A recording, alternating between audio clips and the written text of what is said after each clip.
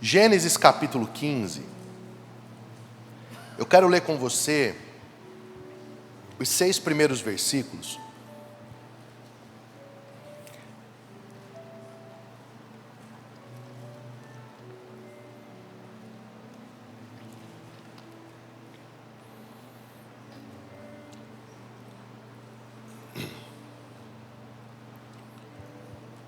A palavra de Deus diz assim: depois dessas coisas, o Senhor falou a Abrão numa visão: não tenha medo, Abrão, eu sou o seu escudo, grande será a sua recompensa. Mas Abrão perguntou: ó soberano Senhor, que me darás se continuo sem filhos? E o herdeiro do que possuo é Eliezer, o Damasceno, ou de Damasco? E acrescentou: tu não me deste filho algum, um servo da minha casa será o meu herdeiro. Então o Senhor deu a seguinte resposta: seu herdeiro não será esse, um filho gerado por você mesmo será o seu herdeiro. Levando-o para fora da tenda, disse-lhe: olhe para o céu e conte as estrelas, se é que pode contá-las, e prosseguiu: assim será a sua descendência.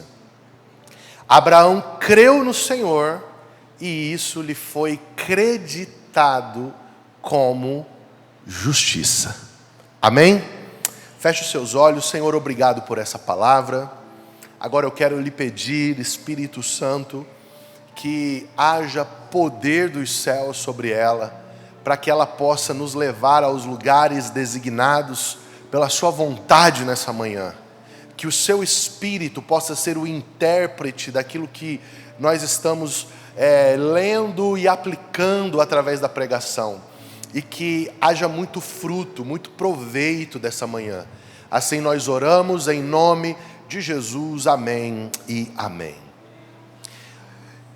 Eu quero começar minha mensagem de hoje dizendo para você o seguinte: as coisas no reino de Deus, elas são construídas pelo poder da palavra. Fala assim comigo: poder da palavra.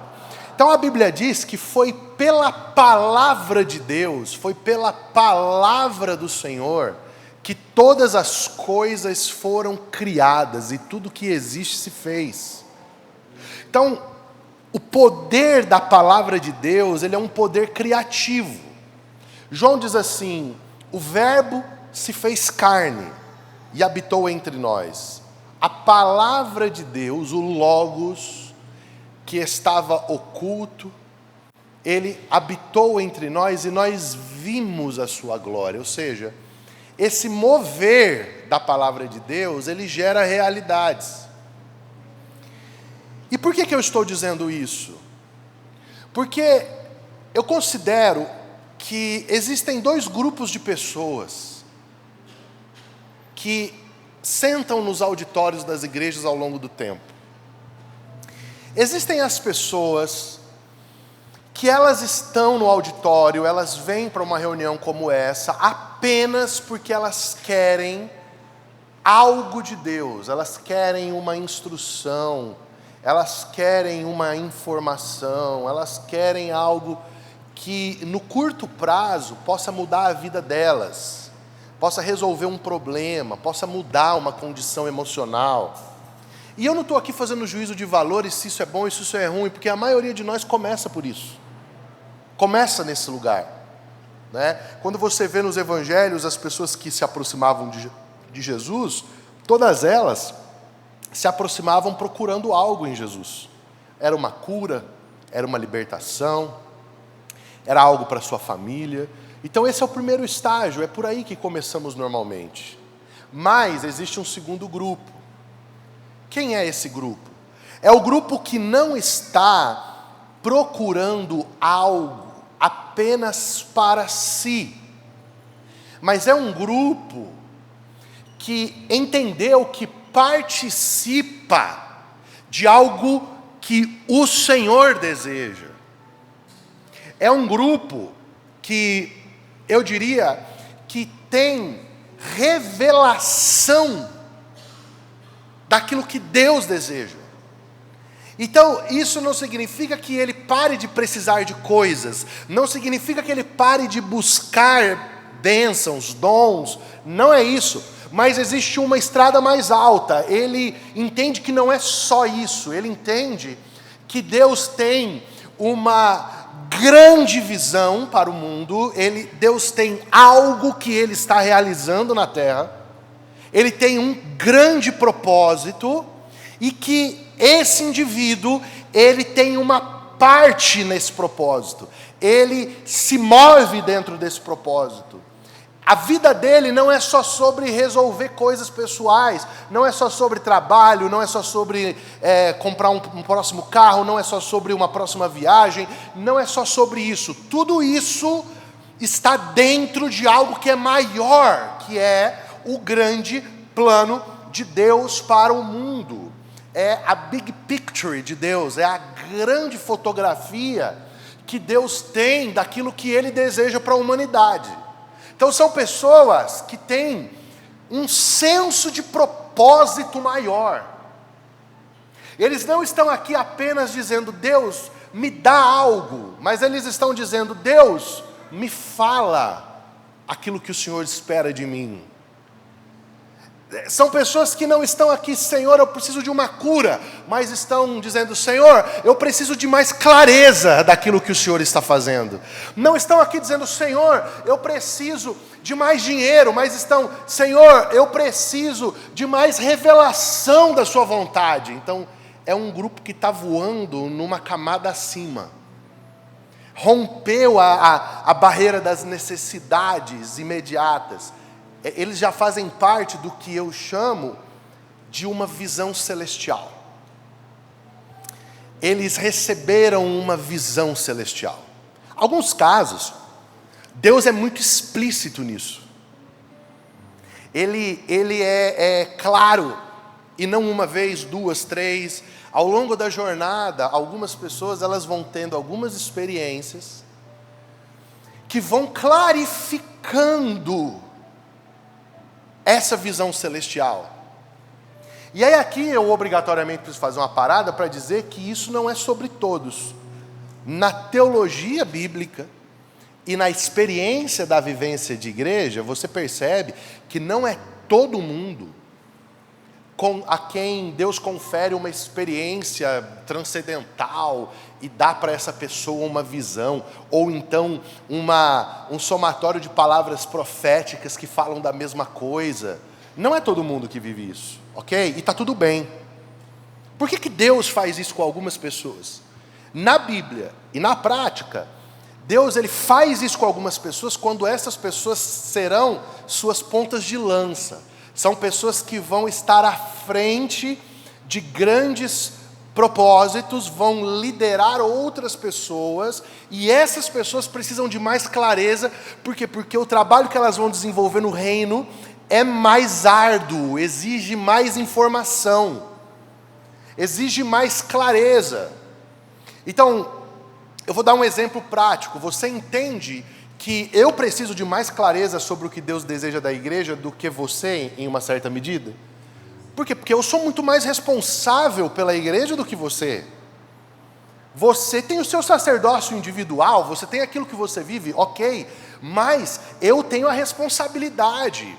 Inclusive o escritor aos Hebreus diz que eu vou dar conta ao Senhor do rebanho, e é bom que vocês me ajudem para que eu não faça isso gemendo, né? É como está escrito isso. Então, quando eu tenho essa demanda do reino, eu preciso de mais clareza, eu preciso de mais informação, e eu também preciso de mais convicção, ok? Mas a verdade é que, em uma certa medida, se nós procurarmos, se nós buscarmos, o Senhor vai nos dar uma visão celestial a respeito da nossa vida. Qual é a razão pela qual a nossa vida existe? Por que nós estamos aqui? E eu quero abrir um parênteses aqui na minha introdução, amigos, irmãos. Você precisa disso. É isso que tira você do lugar de sobrevivência e te coloca no lugar de uma vida com propósito. Sabe, muito do que nós hoje vivemos como experiências de depressão, e de outras coisas que vão se avolumando, é fruto de ausência de propósito na sua vida. Porque o que tem depois das contas pagas? O que tem depois da casa própria? O que tem depois da vida estável? O que tem depois de um bom casamento? O que tem depois de tudo isso? O fundo do buraco. É a síndrome do Justin Bieber. Tem tudo e perdeu o sentido da vida.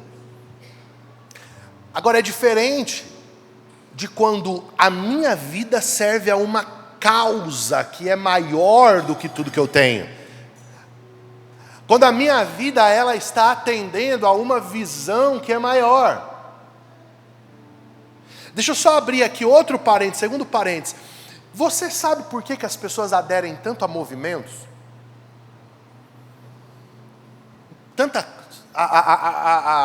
Surge um movimento. Eu vou dar um exemplo, não vou dar nem gospel. Interact, Rotary, Lions. Por que as pessoas vão atrás dessas coisas?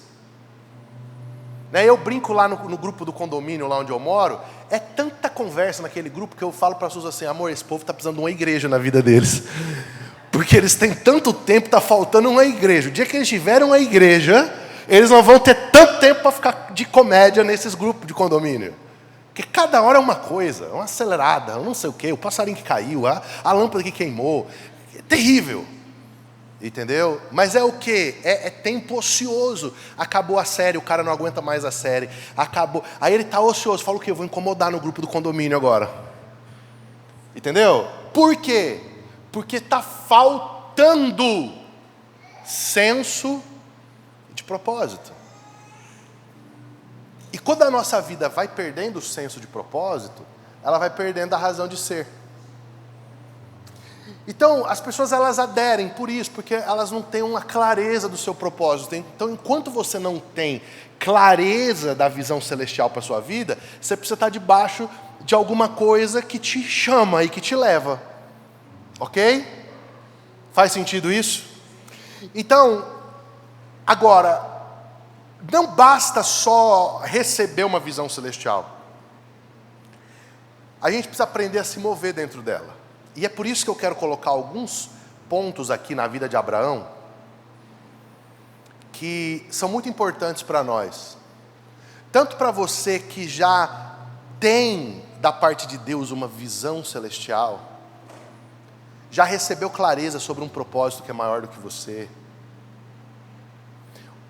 como para você que ainda não tem isso, você está na área só da Zeca Pagodinho, deixa a vida me levar, a vida leva eu. Qual a primeira coisa? Então, antes de Gênesis 15, não precisa abrir, eu vou citar para você, nós vamos voltar no momento histórico quando Abraão, ou Abrão ainda, recebe a visão celestial. Gênesis 12. Deus aparece para Abraão e diz assim, Abrão, sai da tua terra, do meio dos teus parentes, vai para uma terra que eu te mostrarei, eu farei de você uma grande nação, eu abençoarei os que te abençoarem, amaldiçoarei os que te amaldiçoarem, e através de ti serão benditas todas as famílias da terra. Aqui está o escopo da promessa.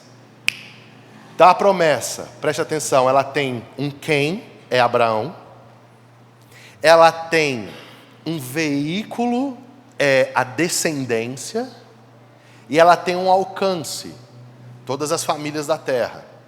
Ela tem uma garantia, eu vou abençoar você, ou seja, eu estou com você. Ela também tem uma proteção, eu vou contra quem for contra você. Então Abraão, ele está cheio de garantias. Mas olha só, tem duas coisas embutidas nessa profecia que você precisa entender todas as vezes que você receber uma visão celestial, um senso de propósito. Isso vai acontecer com a sua vida. Primeiro, Deus está te dando uma visão celestial. Se você gosta de anotar, anote isso. Deus vai fazer com que você seja expulso da sua zona de conforto. É de Deus a visão? É. Não vai ser confortável executá-la. Não vai ser confortável executá-la. 2, é de Deus a visão? É. ele vai levar você para um lugar de impossibilidade, que você vai olhar e vai dizer, é impossível que isso seja verdade na minha vida. Sabe como que Deus cria isso na vida de Abraão?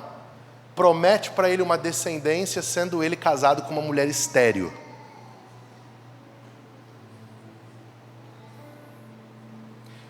Então, marcas de um grande propósito. É desconfortável e é impossível. Fala comigo, desconfortável, impossível. Então é grande. Se é confortável e é possível, é pequeno. Por isso que eu estou insistindo com você. Gente, eu vou transportar isso para a nossa realidade como igreja. Presta atenção. A gente tem o sonho de muita gente na vida. Eu estava ali atrás, vocês já viram os móveis novos que colocaram ali? Depois passa lá dar uma olhada. É bom você olhar que é com a tua contribuição que nós estamos fazendo. Cara, eu fui ali atrás, eu olhei, eu disse, meu pai, que coisa linda. Ali vão ter estações para o pessoal do criativo trabalhar, fazer arte, editar vídeo, máquina de café. O pessoal dali, dá um glória aí, o pessoal da comunicação aí, ó, eles estão felizes, eles estavam no meio do lixo, com um monte de coisa enrolada, umas mesas de plástico de bar, a coisa estava horrível ali atrás, agora está tudo lindo. Aí eu olho aqui, eu ando aqui às vezes durante o dia, eu olho o pomar, coisa linda.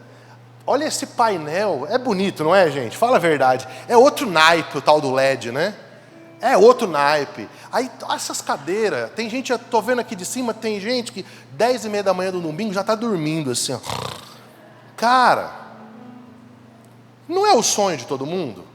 Eu tenho pessoas, cara, que olham para isso aqui e dizem assim, isso aqui é o teto do meu ministério. Aí lá vai eu. Passar a noite sonhando, que nem essa noite, sonhando com gente indo para o campo missionário, acorda de noite assustado que estava na nação X. Cara, por quê? Não tá bom? Estaria bom, cara. Igreja cheia. Gente, analisa. 2 cultos no domingo maravilhosos. Todas as contas pagas. Entendeu? Culto no Paraguai cheio. Não tá bom? O que mais que esse cara quer? Não é que eu quero, é que eu vi. Diferente. Diferente. O Senhor me mostrou, não é que eu quero. Eu vi a agonia dos perdidos. Eu vejo a necessidade das pessoas do Evangelho. E isso faz com que automaticamente eu seja expulso da minha zona de conforto e possibilidade. Eu vou te dizer uma coisa, isso aqui não é nada teológico, eu vou te dizer, isso aqui qualquer coach poderia falar para você, mas eu vou falar aqui para você. Todo mundo que você admira, que você acha incrível, que você vê vivendo resultados maravilhosos na sua vida, que mora, cara, eu queria morar nessa casa, eu queria ter esse carro, eu queria fazer essa viagem. Entenda uma coisa, fora os que estão roubando, certo? Se é com trabalho, eles estão há muitos anos fora da zona de conforto e há muitos anos tomando decisões impossíveis. Muito tempo. Por isso que a média brasileira não avança nem nas suas finanças, nem no seu intelecto, porque nós não gostamos de ficar fora da zona de conforto e nós não gostamos de explorar coisas impossíveis.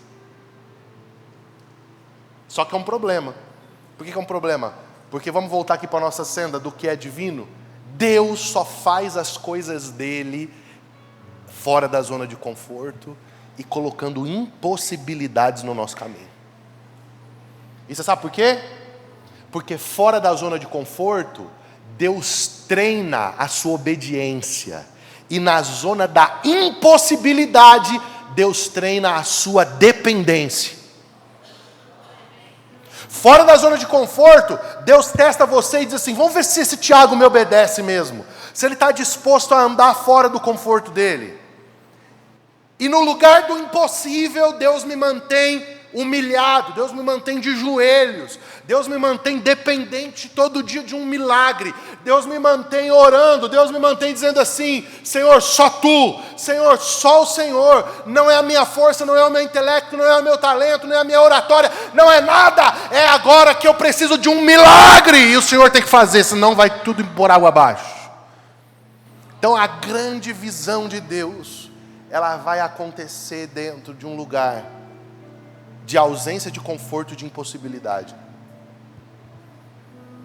Agora, segunda coisa que você precisa entender quando você recebe uma grande visão de Deus. Primeiro, Deus vai te levar para o desconforto e vai te dar uma impossibilidade. Agora, terceiro, você vai experimentar um aparente senso de abandono de Deus e frustração. Toda pessoa que viu algo grande do Senhor, logo depois disso, ela entra num vale de frustração. E eu vou te explicar o porquê. Porque todos nós, quando recebemos uma palavra do Senhor sobre algo na nossa vida, aqui eu estou falando de qualquer área, seja sobre a salvação dos nossos filhos, seja sobre os nossos negócios, seja sobre o nosso ministério, seja sobre qualquer coisa. Qual é a nossa ilusão? Que Deus vai fazer aquilo imediatamente. Deus falou, então amanhã já está tudo resolvido. E o que acontece no dia seguinte? Nada. E semana que vem? Nada também. E daqui a um mês? Nada.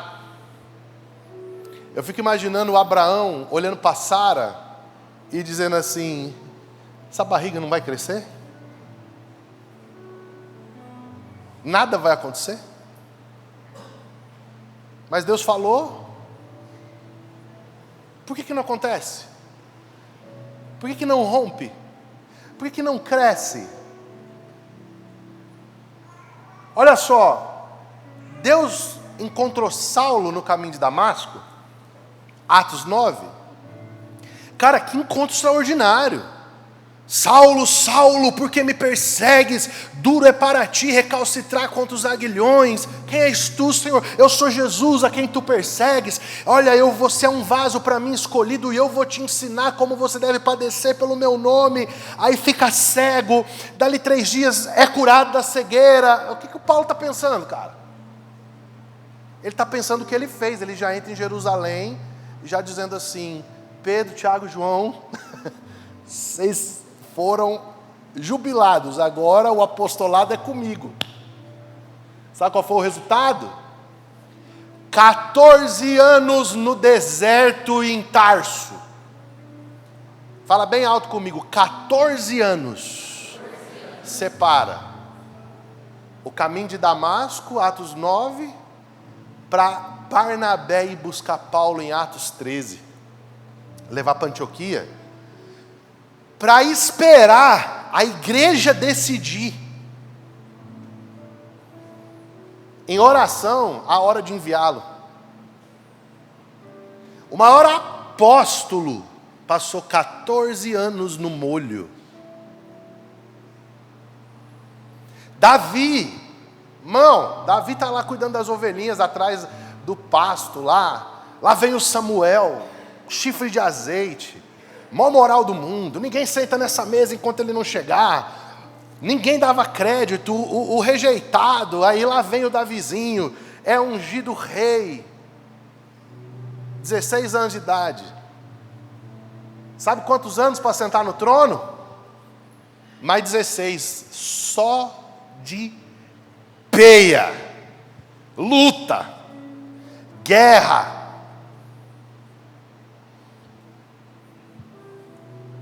José, sol, lua, 11 estrelas, se curvam diante de mim, 15 aninhos de idade. Quando que vai sentar no trono e vai ver a profecia se cumprir? 15 anos depois. No meio teve cova, cisterna, no meio teve ser vendido pelos irmãos, no meio teve calúnia na casa de Potifar. No meio do caminho de Davi teve urso, teve leão, teve gigante, teve que ficar escondido nas cavernas de Saul. E a gente acha que na nossa vez, na nossa senha, plim plom, 4003, guichê 2, chegou a nossa vez. Vai ser do dia para a noite. Não vai. Não vai. E você vai atravessar o vale da frustração. Sabe por quê? Porque nesse período, Deus vai construir em você tecidos e fibras emocionais capazes de suportar a palavra que Ele te deu. Não dá, Deus não dá lugares no seu plano eterno para crianças emocionais. Toda vez que Ele dá, as crianças acabam com tudo. Você entrega teu carro que você acabou de tirar para tua criancinha de 8 anos dirigir? Não, porque não tem maturidade, não tem sustentação. E qual que é o grande problema? Eu quero que você anote isso, escute. Se você não tiver um emocional maduro, resistente, inteligente, você não dá conta de suportar as pressões da visão celestial quando ela se consolida na sua vida. Aí o que acontece? Você antecipa, chega lá, você não aguenta. Por quê? Porque você não aproveitou o período do deserto, você ficou reclamando, você ficou de bico, você ficou desviando, você ficou chorando, ao invés de você olhar e dizer: Deus, me ensina na tua escola, Deus, treina minhas emoções, Deus, me dá condição, me dá, Senhor, força. Por quê? Porque o Senhor não está levantando uma criança, o Senhor está levantando um governante, o Senhor está levantando um guerreiro. Eu preciso aprender a lidar com essa espada. E você não vai aprender a lidar com a espada sem você andar um deserto.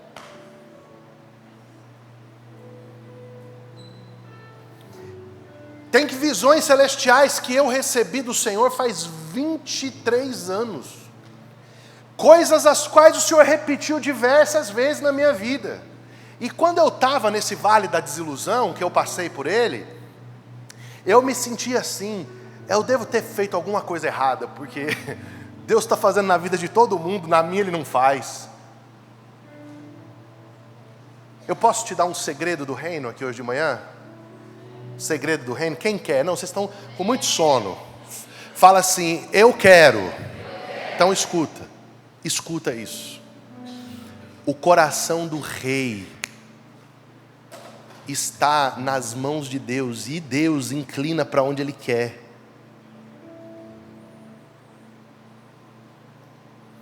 Tem coisas que não acontecem na sua vida, não é porque eu não quero, não é porque o pastor Flávio não quer, não é porque o teu patrão não quer, não é porque o presidente do Brasil não quer, é porque Deus não quer. E quando Deus não quer, esquece, não vai acontecer.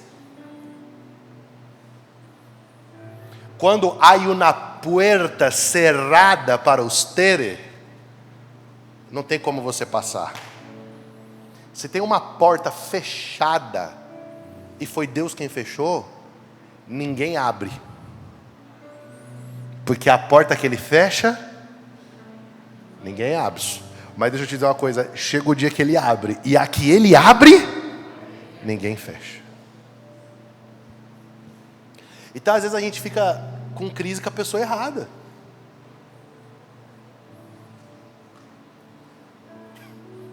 Você está comigo aqui?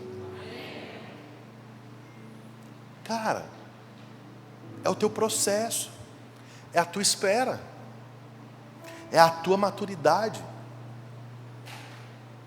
é o seu lugar de treinamento. Não adianta, ninguém vai fazer isso no seu lugar. E aí, Gênesis 15, Abraão está nessa crise. Porque Deus vem, é engraçado, porque Deus vem para Abraão e dá uma palavra assim, ó, de encorajamento para ele: Abraão, não tenha medo, grande a sua recompensa. Eu sou o seu escudo, olha só. E quando Deus está vindo com palavras boas para Abraão, Abraão devolve para Deus assim: que adianta você vir com palavrinha para o meu lado? E filho mesmo que é bom? Nada. Filho mesmo que é bom? Nada. O Senhor me prometeu uma descendência e meu herdeiro é o Eliezer, um escravo da minha casa. Está percebendo o amargor que foi tomando conta do coração de Abraão? E eu vou dizer para você, isso é possível no nosso coração, quando a gente está com a esperança adiada. Eu vou fazer aqui uma inferência, vou fazer aqui uma interferência prática no sermão, só para pôr você para pensar, olha aqui para mim. É com muito amor que eu vou te falar isso, tá? Se hoje, você recebesse um checão aqui agora, 10 milhões de reais, é seu. A única coisa que você tem que fazer, 27,5% para o leão, o resto é seu. Seja sincero. Você tem um plano de gestão para isso? Um plano de gestão? Você sabe o que fazer e o que não fazer com esse dinheiro? Você sabe quais são os erros financeiros que você vem cometendo até hoje, que te colocaram no buraco? E que não vai adiantar uma injeção de capital dessa, porque a mentalidade vai ser a mesma, o mindset vai ser o mesmo. Em um ano você vai ter triturado esses 5 milhões. E você nem vai saber onde foi o dinheiro. Porque se você não sabe onde vai 5 mil, você não vai saber onde foi 5 milhões, irmão. Ei, você é o mesmo, você é a mesma pessoa. Só vai mudar que hoje você compra uma bolsa da Arezzo, você vai comprar uma bolsa da Louis Vuitton, mas você vai continuar gastando desnecessariamente. Só vai mudar isso. Entendeu? Só isso. Então, aqui está a resposta por que você não tem. Sabe por que você não tem? Não é culpa do Lula, não é culpa do Bolsonaro, não é culpa do governo, não é culpa da sua história. É porque você não tem cabeça e emocional para avançar nessa área. Amém? É duro, não é? Mas seja sincero com você. Olha para trás. Você quer a conta mais dura para você fazer na tua vida? Eu só recomendo fazer se você tiver com o emocional em dia. Olhar para os últimos 10 anos da sua vida e calcular quanto de dinheiro você jogou fora. Muitos de vocês vão descobrir que vocês já foram milionários.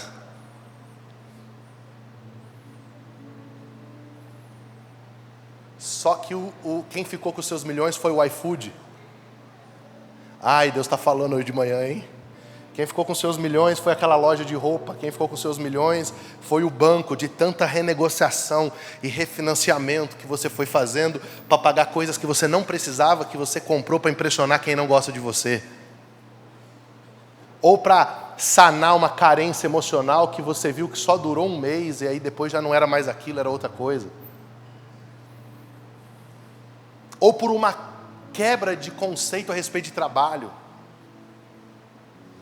Tudo isso Deus precisa tratar na gente no período da frustração, do deserto, para que a gente não envergonhe o nome de Deus quando a oportunidade chegar. Quero te dar uma boa notícia, você vai ter o teu momento. Não desperdice ele. Você vai ter o teu momento. Eu não sei se vai ser de 5 milhões, mas de alguma coisa vai ser. Vai ser uma coisa que você vai olhar e vai dizer, Deus está fazendo algo aqui. Não desperdice o seu momento. Eu acho engraçado que some o glória a Deus nessa hora, né, gente? Fica um negócio aqui na garganta, não fica? É difícil, eu sei que é, cara. Entala. Então Deus está trabalhando para quê? Para quando você chegar no lugar, você não é que você vai estar perfeito, você vai estar menos propenso a errar. Você vai ter mais consciência das coisas. Eu louvo a Deus, gente, de verdade, eu louvo a Deus pelos processos que eu atravessei até aqui. Pelas coisas que eu vivi até aqui, doeram. Teve coisas que eu achei que eu ia morrer. Teve coisas que eu disse assim, não, agora acabou a minha vida. Mas eu vou dizer para você, não morri, não acabou a minha vida. E sabe o que elas conferiram para mim? Consciência, sabe, experiência. Elas me fizeram ponderar o caminho do sábio e o caminho do tolo. E louvado seja Deus por todo o tempo de espera. E se ele precisar continuar ainda para algumas coisas, louvado seja Deus também. Eu quero dizer uma coisa para você, isso aqui é uma profecia para o teu coração.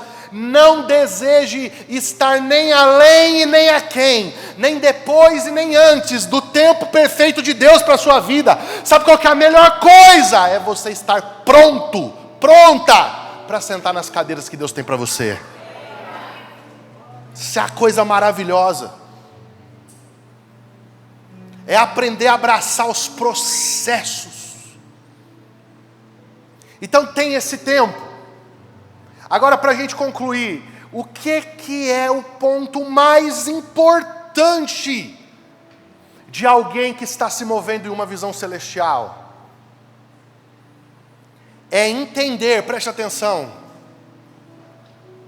o tempo e o modo de fazer as coisas que Deus te disse para fazer.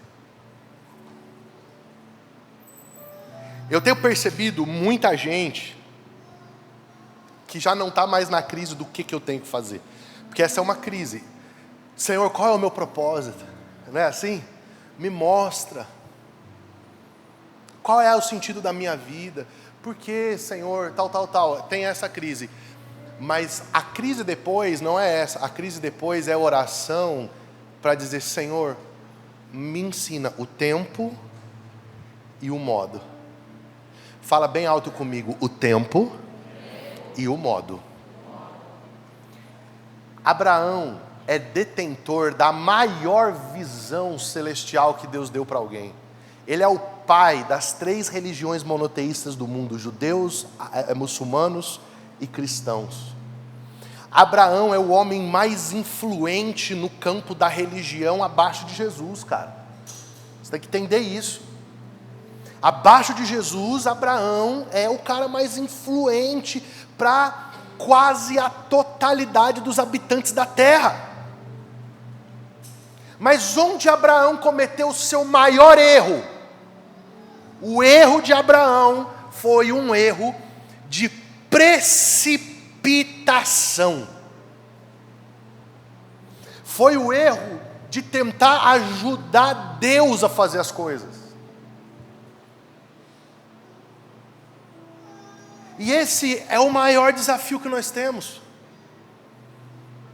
É o desafio de não confiar plenamente em Deus e tentar ajudá-lo. Gênesis 15, irmãos, é o maior capítulo da história de Abraão. Agora não é só mais uma profecia, agora é uma aliança. Deus vê que Abraão está mal, não está crendo. Deus vai e faz uma aliança, manda Abraão matar os animais, ele se manifesta numa teofania, né? Uma manifestação divina, ele passa pelo meio dos pedaços dos animais, ele faz um pacto com Abraão, ele promete para Abraão uma terra que Israel nunca teve até hoje, vai ter só no milênio com Jesus, desde o grande rio até o rio Eufrates. Isso diz que pela aliança que Deus fez com Abraão, a terra de Israel, sabe o que é? O Egito, é a região da Palestina, é o Iraque, o Irã, o Líbano, a Síria, a Jordânia, tudo isso é de Israel. Pensa.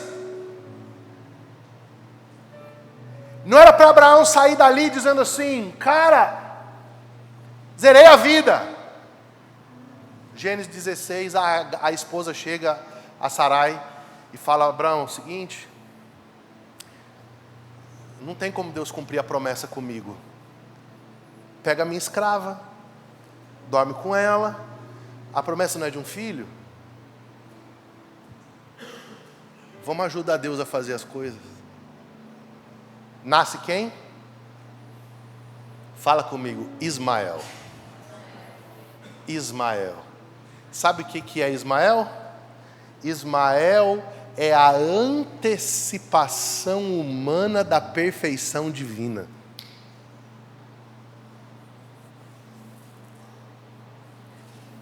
É quando eu quero que coisas que Deus iria fazer de maneira extraordinária sejam feitas de forma ordinária. É quando eu quero sair da zona do impossível e vir fazer a obra de Deus com as minhas mãos. Isso é Ismael. E sabe o que Ismael gera para Abraão? Só incômodo, só problema. E aqui, gente, eu caminho para o ponto alto do que eu quero pregar para você hoje. Preste atenção. Abraão, ele é alguém que é crente, ele é obediente, mas faltou em Abraão uma coisa: faltou ser legalista, literalista. Eu estou usando aqui uma linguagem do direito. A palavra de Deus para Abraão, lá em Gênesis 12, foi: sai da tua terra e do meio dos teus parentes. Foi ou não foi? O que Abraão fez? Levou um parente. Você percebe? Ele obedeceu, mas não foi literal. Foi literal.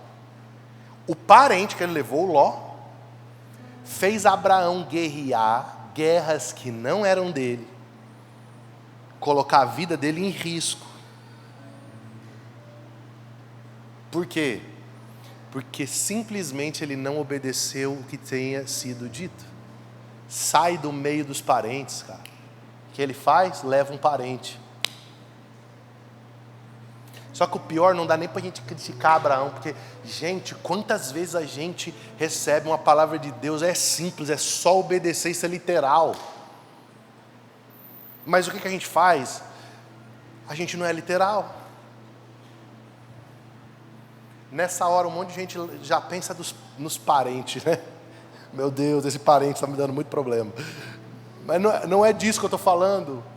Eu estou dizendo das coisas que era simples, era só obedecer, ser literal. Mas não faz. E aí qual que é o problema? Dá ruim. É a mesma coisa de Gênesis 15.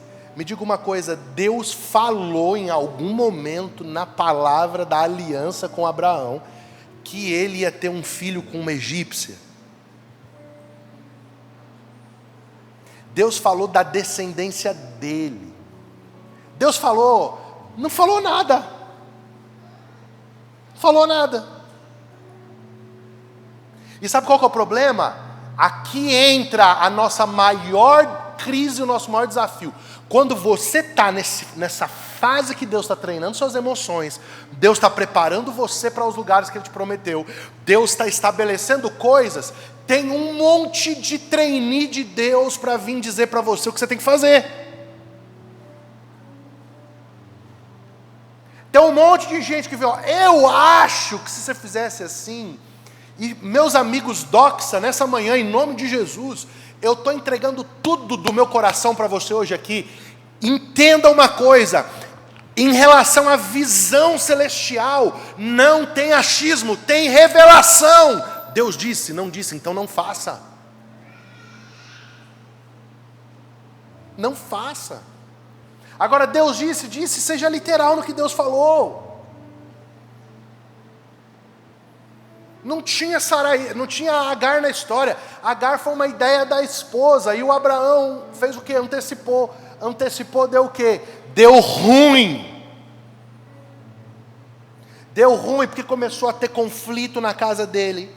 A própria Sara olhou para ele e falou assim, ó, toca essa Agar de casa, essa mulher se revoltou contra mim.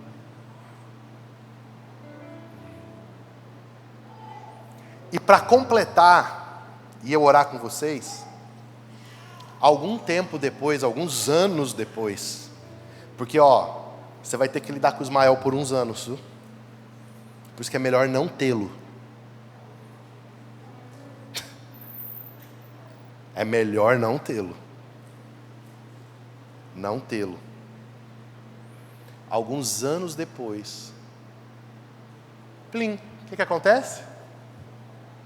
Você conhece a história? A Sara velhinha engravida. E quem nasce? O Isaac. Sabe por quê? Guarda o que eu vou dizer para você.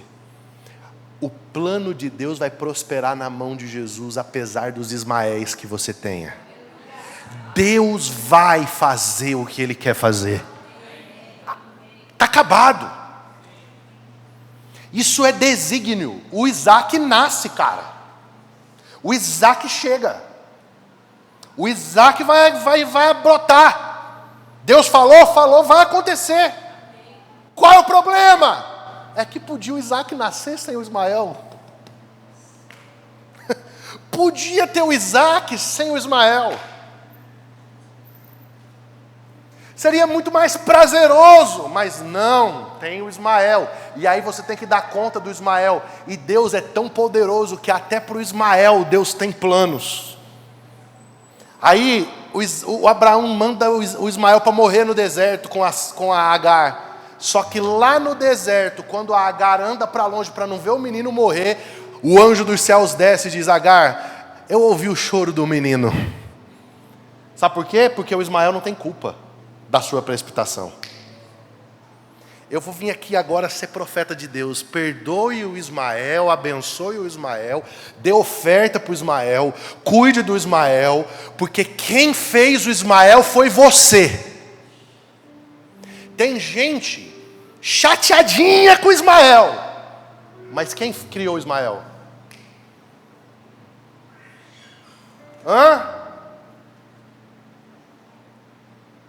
Lá no Ceará tem um ditado que a gente usa muito, que é assim, ó: quem pariu o Mateus que balance. Entendeu? Amigo, o Ismael é fruto da sua precipitação. Agora você vai jogar ele para o deserto? Não adianta. Se você jogar para o deserto, Deus vai encontrar e vai fazer dele uma grande nação. E você vai ter que conviver com a prosperidade do Ismael, com a riqueza do Ismael, com o tamanho do Ismael, com tudo que o Ismael se tornou, por fruto da sua precipitação. Deus está falando aqui nessa manhã. Então não adianta a gente ficar brabo com o Ismael.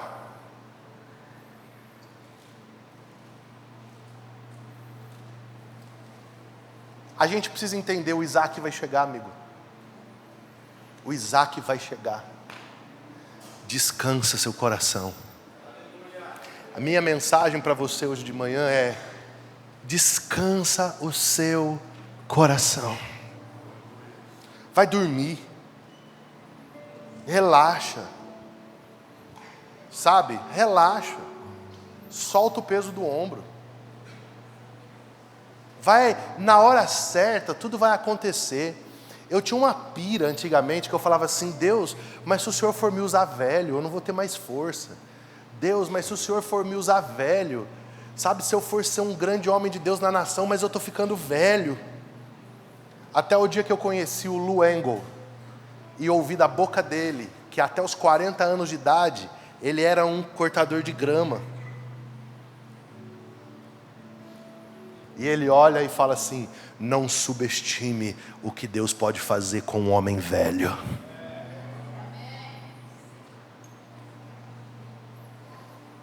Nosso imediatismo, nossa cultura da performance, da proatividade. Ei, amigo, seja proativo nas tarefas, mas seja reativo na revelação. No que você tem que fazer no dia, faça. Mas o que muda o teu longo prazo, espera. O que é hoje, é agora. Lavar a louça, limpar a casa, fazer comida, pagar as contas, ter uma planilha financeira, saber o que você pode gastar no mês que vem, o que você não pode, saber onde você coloca o teu dinheiro para render. Não, seja proativo. Agora, no longo prazo, nas mudanças na visão celestial, naquilo que configura teu propósito, naquilo que configura a tua missão de vida, naquilo que configura o porquê você existe, você tem que ser reativo. Só Deus mexe nisso. Só Deus muda isso. Não dá para você ficar escravo do momento. Você tem que ser escravo de Cristo e de uma palavra. Agora, para fechar a nossa manhã, eu quero que você compreenda algo. Existe uma época da nossa vida, como eu gostaria, especialmente os ministros que estão aqui, ó, gente que está lidando com ministério. Existe um tempo da nossa vida que tudo que a gente enxerga é o Isaac. Então a gente se move pelo Isaac, a gente anda pelo Isaac. Por quê? Porque a gente é ruim? Não. Porque o Isaac é tudo que nós vimos na visão. É o lugar até onde Deus nos contou. Então a gente pauta a nossa vida nisso. Só que, quando o Isaac chega, você passa a cuidar dele. É uma outra fase da sua vida. É uma outra época. A pergunta é, qual é a visão agora para o futuro, já que o Isaac chegou?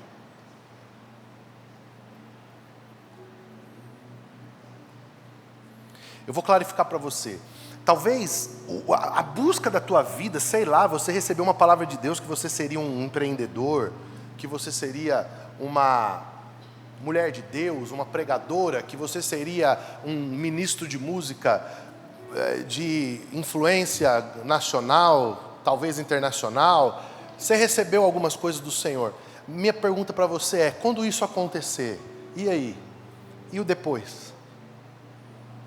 Aqui tem um bônus track da pregação. Quando o Isaac nasce, Deus cumpre uma promessa, mas a visão não acaba.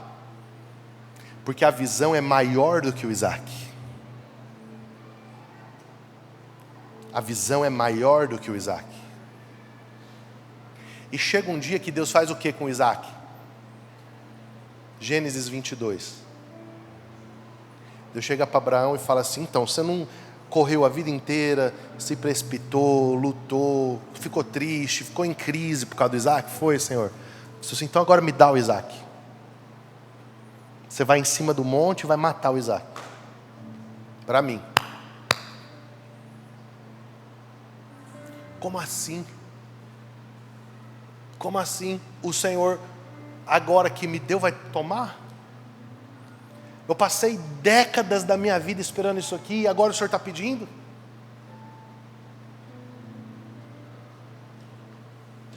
Grava o que eu vou dizer para você. Sabe por que Deus nos pede o Isaac? Não é para ver a nossa fé, porque a nossa fé Ele conhece. Ele não precisa te pedir um Isaac para saber se você entrega ou não. Ele sabe tudo. Fale bem alto comigo assim, ó, Deus sabe tudo. Quem não sabe tudo sou eu. Então eu preciso de uma revelação. Agora olha só. Quando Abraão oferece o Isaac, coloca lá em cima, e vai baixar a faca no Isaac, o que Deus diz? Abraão, não faças tal. Agora eu sei que você teme a mim. E quando Abraão ergue os olhos e ele olha entre o arbusto, o que tem lá no arbusto? Um carneiro amarrado pelo chifre. Eu quero que você preste atenção. Nessa hora, Deus tira uma cortina na visão de Abraão e diz, tem uma coisa a mais, Abraão, do que o Isaac. Tem alguém que você ainda não conhece e que é a razão pela qual eu te dei uma visão. A minha promessa, Abraão, não é sobre o Isaac. A minha promessa é sobre Jesus.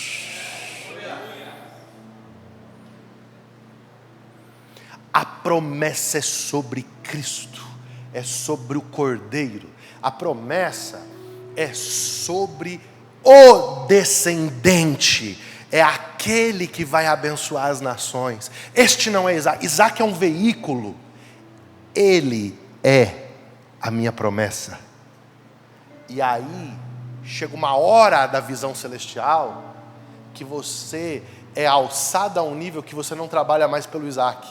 Você não prega mais pelo Isaac, você não empreende mais pelo Isaac, você não ganha mais dinheiro pelo Isaac, você não é médico pelo Isaac, você não é empresário pelo Isaac, você não viaja pelo Isaac, você não escreve livro pelo Isaac, você não canta pelo Isaac. Por quê? Porque você viu o Cordeiro. E agora tudo teu tem a ver com a eternidade.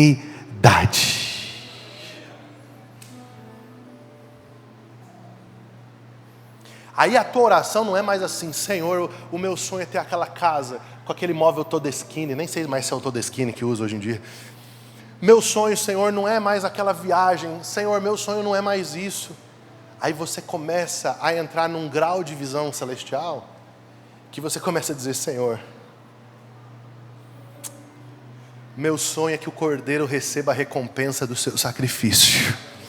Meu sonho é que a cruz não seja em vão. Meu sonho, a razão pela qual eu faço o que eu faço, é para que Cristo seja visto. E aí aqui acontece um milagre. Aqui acontece um negócio que só acontece aqui. Não adianta simular isso aqui. Se você simular, é Ismael. Só acontece aqui. Aqui você começa a receber de Deus todas as coisas que você queria. Só que elas não têm mais o mesmo valor que elas tinham. Porque você encontrou um tesouro mais alto. Então, o Isaac, que era teu carro, você tem. Aí você olha e você fala assim: é legal, mas eu prefiro Cristo. A viagem, você faz, aí você volta, você fala: meu Deus, eu saí para descansar, voltei mais cansado. Aí você entra no teu lugar de oração, no teu quartinho fechado, e tu viaja pelas galáxias, e você sai dali e você fala: estava tudo aqui, e a minha alma rodou tanto, procurando tanta coisa. Aí você começa a olhar todas as coisas que você queria,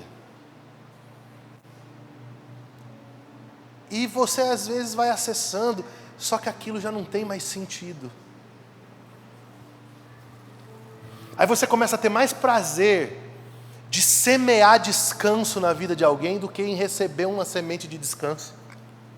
Você chega para alguém e fala: ô cara, eu vou semear 3 dias no hotel para você descansar com a tua esposa. Aí você fica lá, igual bobo, vendo as fotos da pessoa no Instagram e dizendo: uau, cara, olha só que lindo. E você não está lá. Aí você fala: como que eu estou mais feliz de que alguém está do que eu estou? É porque você achou uma coisa mais alta do que o hotel 5 estrelas. Você viu o Cordeiro. E agora você não é mais consumidor do propósito. Você é gestor da visão. Eu acho bonito que vocês ficam assim, ó. Engraçado, né?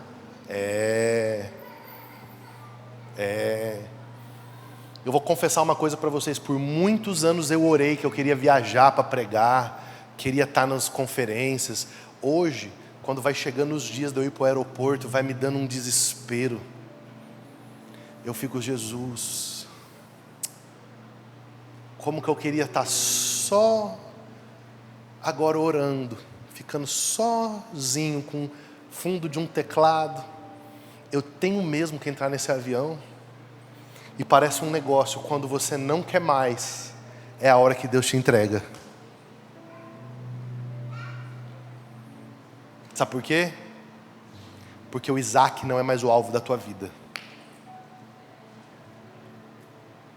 O casamento não é mais o alvo da tua vida. O filho não é mais o alvo da tua vida. O dinheiro não é mais o alvo da tua vida. Alguém olha nessa hora e fala assim: ele deve ser muito rico para falar que o dinheiro não é alvo da vida dele. Vou mandar meus boletos para você do mês que vem. Você vai ver. Você acha que o cabelo cai por quê? Não é isso, cara. É que já não faz mais sentido. Estou te falando sério.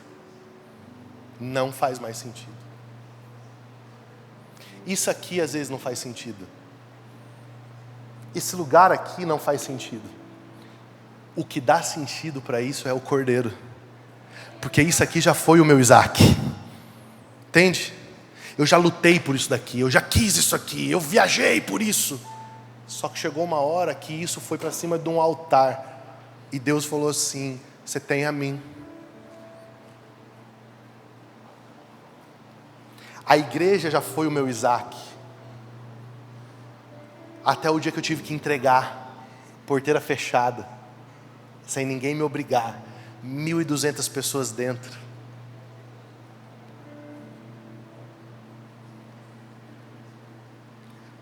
Vou terminar te contando um testemunho épico. Quando eu era pastor em Fortaleza, Deus começou a falar comigo que eu tinha que entregar a igreja. E aí foi radical um dia que eu estava numa conferência com o Marcos Brunet, e eu ia pregar, o Marcos estava ministrando e eu ia pregar depois dele. E ele começou a ministrar: nada vai roubar a tua glória, tudo veio de ti, tudo volta para ti. E aí o Espírito falou para mim: você me ama? Eu falei: claro, só o amor da minha vida.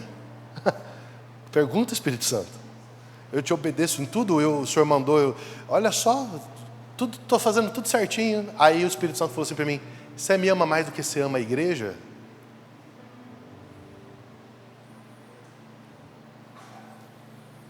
Aí eu parei um minuto e falei: amo. Ele falou: então me entrega a igreja, eu quero. Entrega para mim. Irmão, me deu uma crise de choro. Você sabe o que é 3 anos e 8 meses só pagando conta? Virava o mês, o caixa 0 a 0. Luta. A Susan com a cara vermelha, fazendo macarrão depois do culto para levantar dinheiro na cantina, para poder pagar as coisas da construção. A gente tinha um tal de um food church lá, coisa mais terrível do mundo. Não tinha dívida, mas também não tinha paz. E eu amando aquilo tudo, tinta na parede, eu em cima de escada, aquela coisa de pastor mesmo. O Senhor falou assim para mim: eu quero, me entrega. Eu falei: Senhor, nunca o Senhor vai me pedir uma coisa que eu não vou te entregar, está entregue. Agora segura na cadeira. Último culto que eu estou pregando, quarta-feira, domingo meu envio para Foz do Iguaçu. Termino de pregar, vem uma pessoa: pastor, eu vou congregar aqui nessa igreja. Eu: tá bom. O cara saiu, veio um outro rapaz da minha equipe e falou: pastor, o senhor sabe quem que é aquele? Eu falei: não sei, foi um jogador de futebol do clube aqui da cidade. Eu falei: que bênção, maravilha. Aí ele: nunca sentiu o que eu senti aqui e tal. Aí eu olhei e falei: último culto que eu estou pregando aqui, vou embora. Dia seguinte, o tesoureiro da igreja me liga e fala: o senhor não sabe o que aconteceu, dá uma olhada no extrato da conta. Quando eu olhei no extrato da conta, gente, esse cara tinha depositado uma oferta, mas não era uma oferta. Era praticamente o rendimento da igreja de 1 ano. Glória a Deus, porque você não estava indo embora no dia seguinte.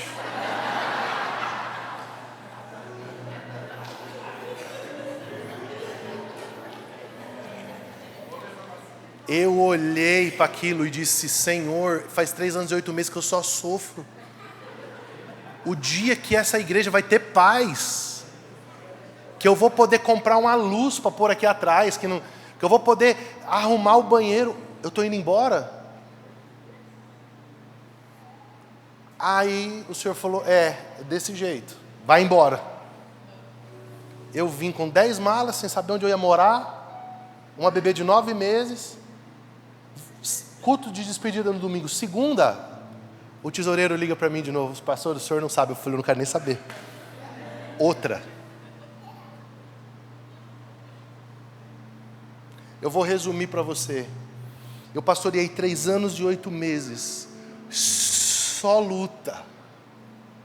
Quando eu fui embora, em 2 meses a igreja tinha um caixa, que foi o caixa que sustentou aquela igreja na pandemia, sem dever R$1 para ninguém. Só aquele irmão. E pior que eu ficava sabendo que ele tinha feito gol. E o tesoureiro de lá falava para mim: o senhor nem sabe, fulano fez gol. Dizendo: não quer nem saber. Eu não tinha salário, eu não tinha mais nada lá. Eu entreguei o Isaac. E sabe o que Deus fez? Foi só eu sair.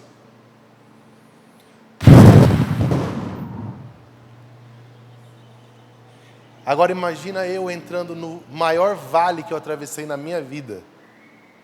4 anos, teve uma hora que eu achei que eu ia morrer soterrado pelas areias. E eu olhava para trás e eu dizia, Deus, como assim?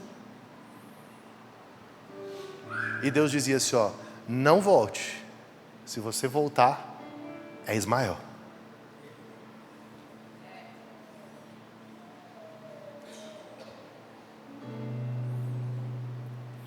Então entende? Isso aqui já foi um Isaac. Não é mais. Porque em tudo isso eu vi o Cristo. Então quando eu estou dizendo para você, não é hipocrisia. É verdade. Tem coisas que valem muito mais do que o Isaac. E a minha oração por você é que o Espírito Santo te permita vê-las.